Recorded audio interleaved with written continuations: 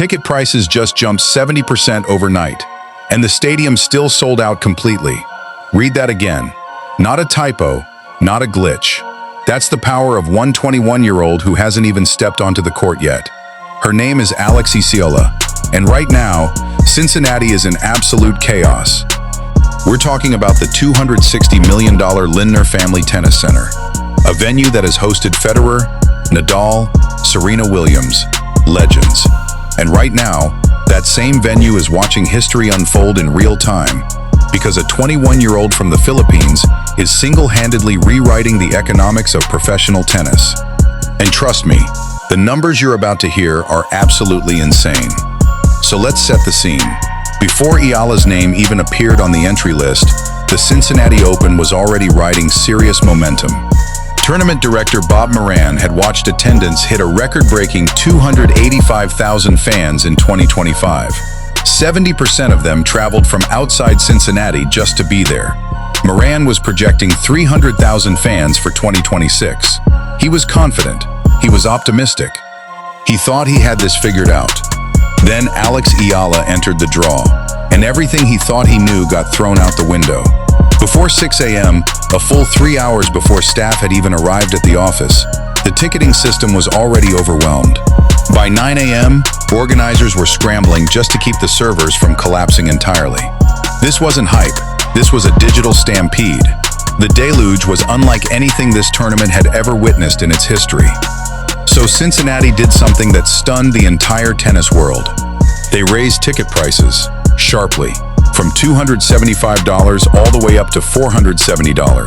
A 70% spike, overnight. And you'd think that would scare fans away, right? Wrong. Every single seat sold out anyway. On the resale market, it got even crazier. Second-round tickets were flipping anywhere between $86 and $685. Upper-level seats, triple digits, minimum. Even the grandstand, normally the budget-friendly option, was flying off the shelves. The demand wasn't slowing down. It was accelerating by the hour. But here's the real question. To understand why this is so extraordinary, you need to understand exactly who is buying these tickets. The Filipino diaspora. Roughly 12 million people scattered across the entire globe. And they have found their hero. Many of them left home chasing better opportunities. They work long hours in foreign cities, sending money back to families they rarely get to see. And yet, when Alex Eala plays, they show up in force, flags in hand, chanting like it's a basketball arena, not a tennis stadium. People were screaming like it was a basketball match, said Filipino Executive Director Tanet Mendoza, describing the scene at Eala's Australian Open appearance earlier this year. And here's the kicker. She revealed that some of those fans had never watched a single tennis match in their entire lives before that day. Not one. They didn't come for tennis. They came for Eala. They came for something so much bigger than the sport itself. She's the first one who's gone this far, Mendoza said. Sports reporter Colin Salau covered Cincinnati and shared 2 fan stories that stopped people cold. The first, a group of college friends, now scattered across different states in the U.S., planned their entire annual reunion around traveling to Ohio just to watch Eala play. This wasn't a vacation. This was a pilgrimage. The second story is even more unbelievable. One fan watched Eala play in Toronto at the National Bank Open, then turned around and drove 8 straight hours to Cincinnati just to watch her again. Not a flight. 8 hours behind the wheel. Because missing a single match simply wasn't an option. Eala herself said it plainly. Filipino migrants are giving up a lot to afford these tickets, and they think nothing of the sacrifice. Because this isn't ticket demand anymore. This is devotion. And now, the sport's biggest stars are taking notice. Coco Gauff, world number 4 and reigning US Open champion, spoke openly about what Eala represents. I like that Alex brings a whole new demographic to the WTA Tour, Gauff said. A new demographic. A global community willing to pay $470 for a center court seat, drive 8 hours through the night, and turn an ordinary tennis tournament into a national celebration. And Cincinnati wasn't even the first place this happened. The Eala effect was already documented across multiple cities before she ever set foot on Ohio soil. In Washington, 80% of ticket requests were traced directly back to Eala's fan base. In Toronto, organizers had to pull her off the smaller grandstand entirely and move her onto center court, because 2,800 seats simply couldn't contain her crowd. She had likely sold upward of 5,000 tickets on her own. The full 12,500-seat stadium filled to capacity every single night she played. Filipino flags covered entire sections. One superfan dressed as a dinosaur went completely viral. Jessica Pegula admitted the Washington final felt like playing on Eala's home soil. Belinda Bencic compared the atmosphere to walking out against Serena Williams in her prime. And now Cincinnati was getting the exact same treatment. Bob Moran, a man who has watched legends compete at this venue for years, was by his own admission genuinely stunned. Nothing in his entire career had prepared him for this moment. Not a Grand Slam champion, not a retirement tour, not a career-defining rivalry final. A 21-year-old from Manila, ranked 20th in the world, had broken his ticketing system before the sun even came up. As one industry analyst put it bluntly, Eala no longer needs a title to command attention. She has changed the economics of attention itself. Tournaments want her in the building whether she wins or loses. Her box office value has completely separated from her results. That is almost unheard of in professional tennis history. And this is the part that should make every single executive in the sport sit up straight.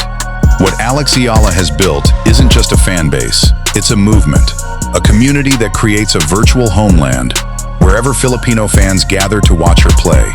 Miami, New York, Melbourne, Dubai, London, Cincinnati. They arrive with flags, signs, chants, and matching shirts. They fill seats that sat empty the year before. They transform quiet weekday afternoon sessions into electric, standing room events that feel nothing like traditional tennis. And the Lindner Family Tennis Center, Ben Navarro's $260 million vision for what tennis could become, was built for exactly this kind of moment.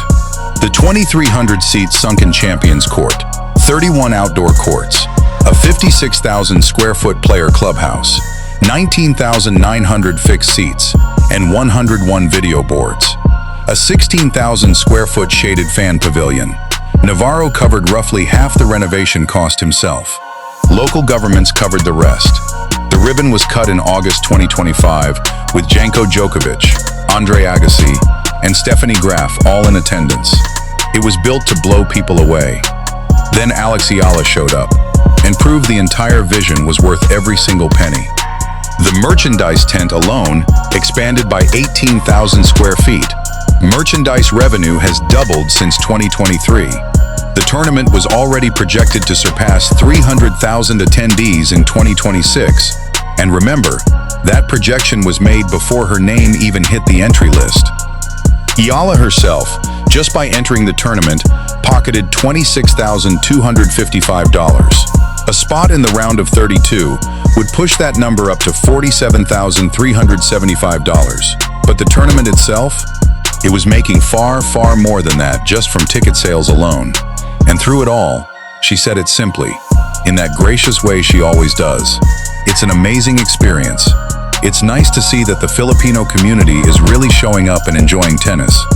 Hopefully it will help grow the sport and give them something new and joyful. Then she switched to Tagalog and spoke directly to her people, and the crowd absolutely lost it.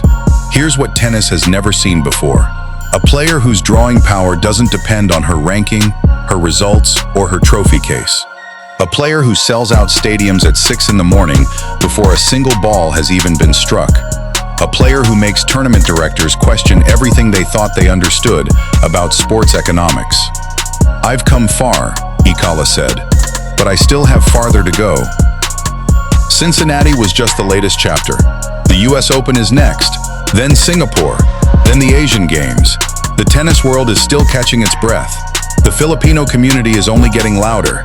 And remember, Alex Eala is only 21 years old. So the real question here isn't whether the Eala effect is real. The numbers already answered that before 6 a.m. on a random Tuesday morning in Ohio. The real question is this: is the tennis establishment actually ready for what comes next? If this story hit different, drop a comment below. Should tournaments raise prices when Eala plays, or does that price out the very fans who made this whole movement possible? That debate is real, and we genuinely want to hear your take. Like and subscribe for more stories where sports, money, and community collide in ways nobody saw coming.